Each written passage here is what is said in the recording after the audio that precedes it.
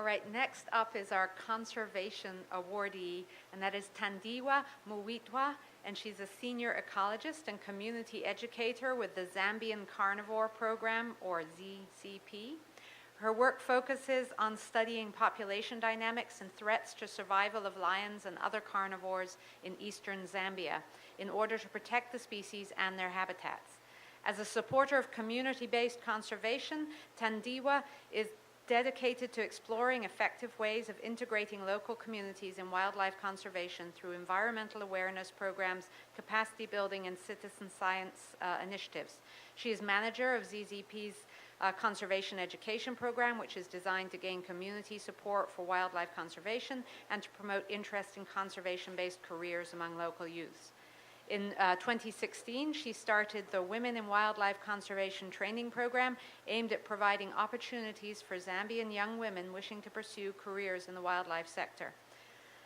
Thandiwe is a National Geographic Big Cats Initiative grantee and a 2016 National Geographic Emerging Explorer.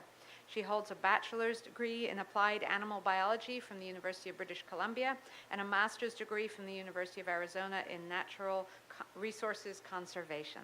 So, with that, please,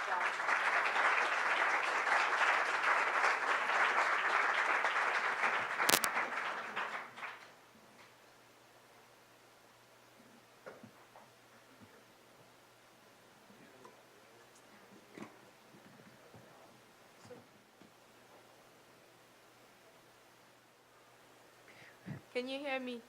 Yes, okay. Thank you very much. I'm really, really happy to be here. I'm looking forward to sharing with you a little bit about what we do in Zambia. So, believe it or not, that awful picture you see up there is one of the most important photographs of my career up to this point. Because on this day, I had my very first close-up experience with lions. It was my first day of volunteering with the Zambian Carnivore Programme, and I got to experience the full power of, 3 young male lions going at full volume on top of their voices, just roaring their heads off. And, it felt right to be in that space at that point in time, and I made a commitment then to say, I'm going to spend the rest of my life trying to help protect our natural heritage. So I'm going to tell you a little bit about the work we do with the Zambian Carnivore Programme. We work to protect large carnivores in Zambia as well as the ecosystems they depend on using 3 main methods, and that's research, conservation, and education. So for people that might not have an idea where Zambia is on the map, that's a blank map of Southern Africa to sort of show you. Zambia is the butterfly-shaped country right there with a star on the eastern side. We're right below Tanzania and Congo DR on the north, and then South Zimbabwe, which might be a lot more familiar with people. And so when I talk about large carnivores, these are the species I'll be referring to. We work on 5 species throughout the country, but where I work in the eastern side, we have these ones that we work on. So hyenas, lions, wild dogs, and leopards. Most of our intensive work is on wild dogs and leopards, and then wild dogs and lions, and hyenas and leopards are more of opportunistic studies. So we try to protect these species, like I said, using 3 main methods, and that's research, conservation, and education. I'll go through each one quite briefly.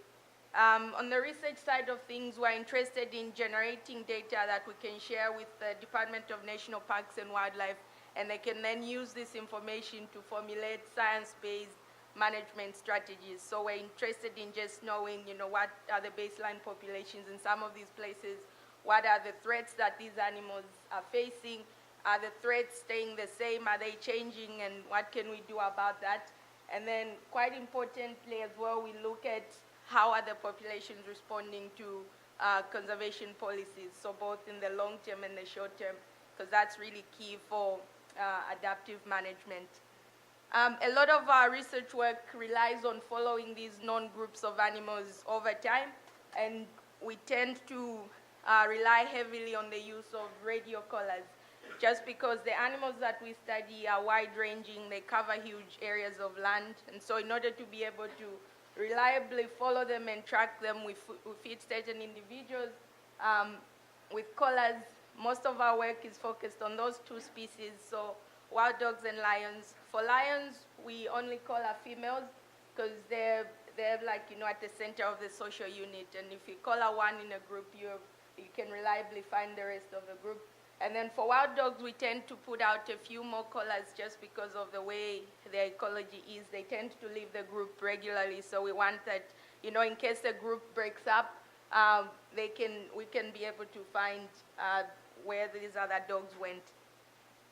A lot of this work also heavily relies on finding and being able to track individuals over time, and so we create ID cards for each and every individual in our known database of animals, and that has, where that animal is from, an ID number, and the age, and this way we can track survival, we can track reproduction, and this can over time help paint a picture of the population that we're interested in.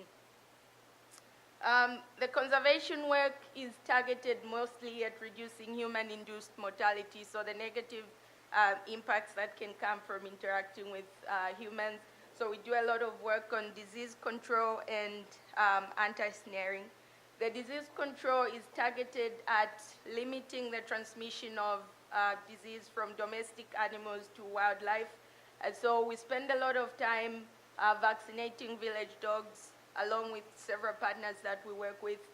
This is to mostly limit rabies because that's a disease that can hop quite easily. If, say, a hyena went into the village, ate a dog that has rabies, and that can easily go into the wild population. So we do this on a regular basis. We have a vet that has an office that people can just walk in and bring their dog for vaccination for free.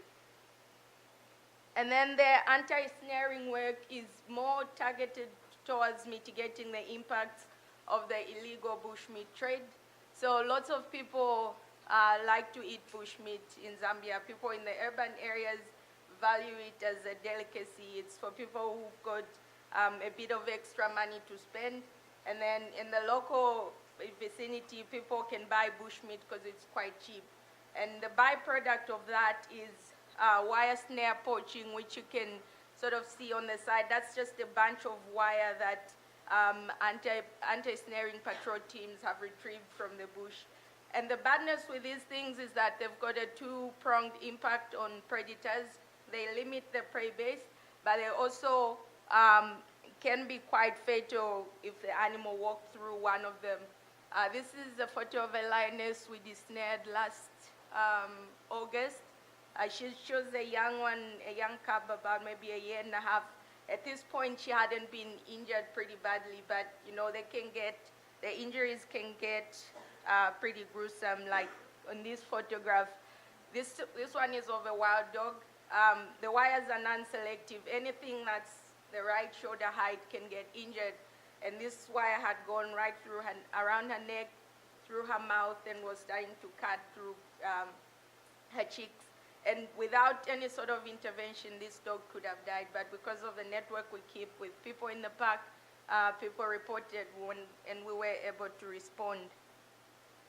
A lot of the treatment of those animals happens in the field, and dogs can then recover and recuperate with their own kind. But key to that is monitoring.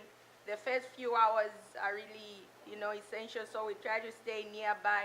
And if it's a really bad injury, we can keep up with the group for several days, and just to see what is happening to that animal and if they need any extra treatment.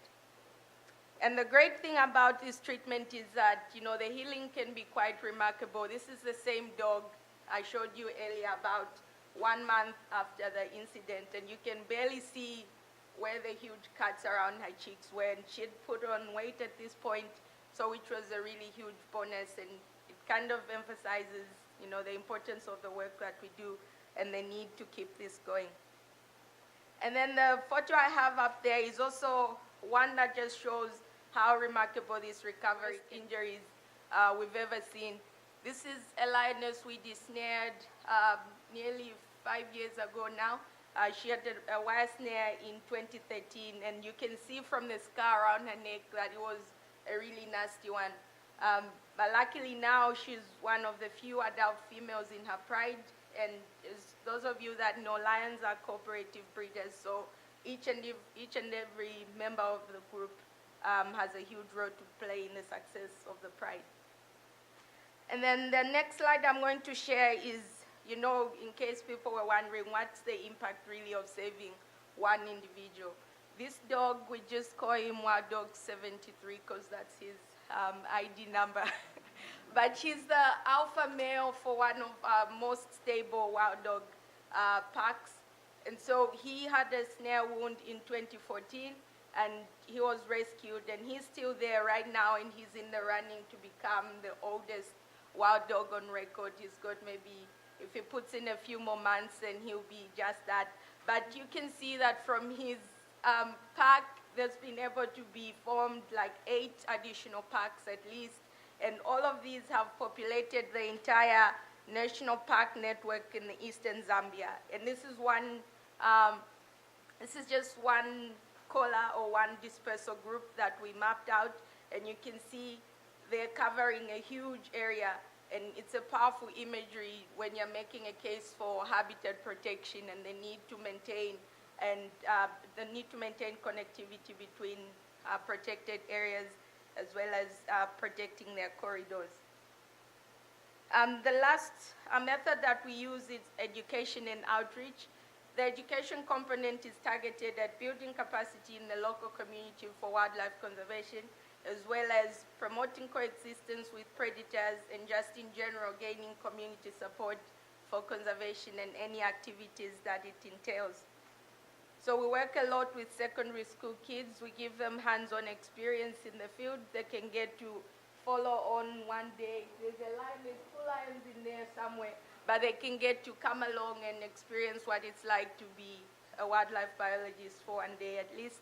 And then we do these year-long projects that people can, formulate their own question and then do some research, present that to their peers, which is part of a, huge idea to help develop people's confidence, to help develop people's public speaking skills, and hopefully get them to see these careers as an option that they can take later on. And I think we've touched on this a few times during some of the talks. Diversity and inclusion is important in all walks of life, and that's the same for conservation. And in 2016, we started this Women in Wildlife Conservation training program. The very first student that we had is in vet school right now. She's still associated with us, but she's training to be a wildlife vet who ideally come back and work in our area and help, with all the work that we need veterinarians for. Right now, we've got 2 new trainees. That's one of them. She's learning how to use radio tracking equipment to locate carnivores. And another one there is learning how to collect scientific data. So all this is important to help paint a picture in their minds, like, this is what you'd be doing, and this is why it's important. But equally important is also equipping people with survival skills, like, what do you need to know really to be able to work there safely and get back home at the end of the day. So that's that's one of the things. We do not have AAA where we are, so if you've got a flat tire, you need to be able to safely change that, and that's one of the skills we give the young ladies that work with us, and it's quite an empowering thing. The last, I don't know if you can see it nicely, it's just one of my favorite quotes that I like to share. It says, "Ours is not the task of fixing the entire world at once, but of stretching out to mend the part of the world that's within our reach." So in conservation and a lot of other fields, it can get overwhelming. The problems are too huge. We may feel that we're not doing enough. But this one sort of helps me step back and look at it, say I'm doing whatever I can, whenever I can, in the place where I work. So this is in a classroom that we use for our community meetings. And this award has come at the right time because it's at the time that I'm also trying to stretch a little bit and do additional work and add an extra dimension to our programs. And this is really a nice quote, and the award as well sort of comes together nicely. And this is because mostly in our area we've been having a new, socio-economic factors at play. People were not originally livestock farmers, and now this is a much more common sight. This is a good thing for some of the unemployed people. It's because they're now able to raise these animals. No people that are sending their kids to school because of money they earn from livestock, and it's sort of changing the whole poverty cycle in certain families. People are now able to break free of that. But with that, there is the associated human-lion conflict that people like Layli have more experience dealing with, and this is sort of an area we're starting to get more and more into. And so with this award, I'm excited. I'll get to go out there and be able to talk to a lot more people, like, how can we do this and still make sure that we protect our predators and people's lives. The last photograph I have up here is just one photo that I think shows that human-lion conflict is not just about the predators that we're worried about losing.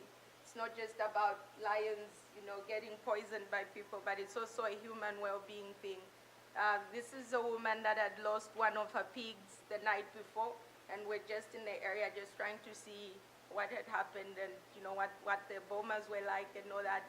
And the look on her face, it tells of somebody who's worried about their economics. They're worried about their kids' safety. They're worried about being able to send their kids to school. And so being able to carry this work forward is particularly important for me because I get to improve lives for people and wildlife in my home country. So thank you very much. Any questions?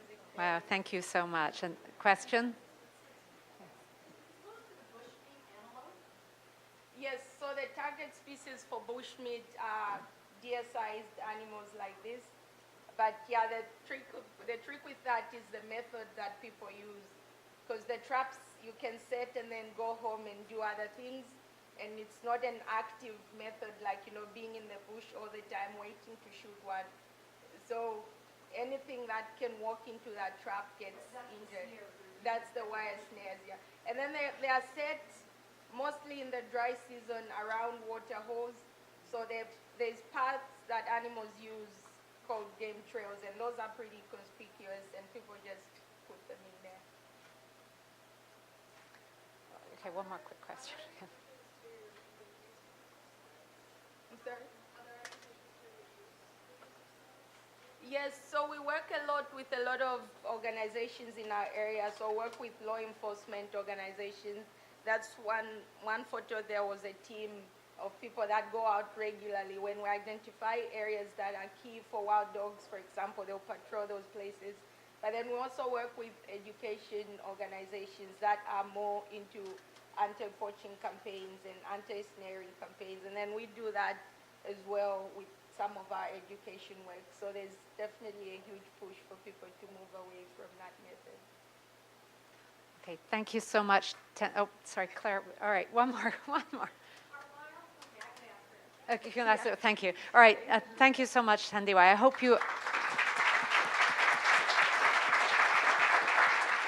I hope for those of you who are new to WINGS, you're starting to get a sense of what really extraordinary women our program helps to support and how many amazing women there are out doing this kind of work.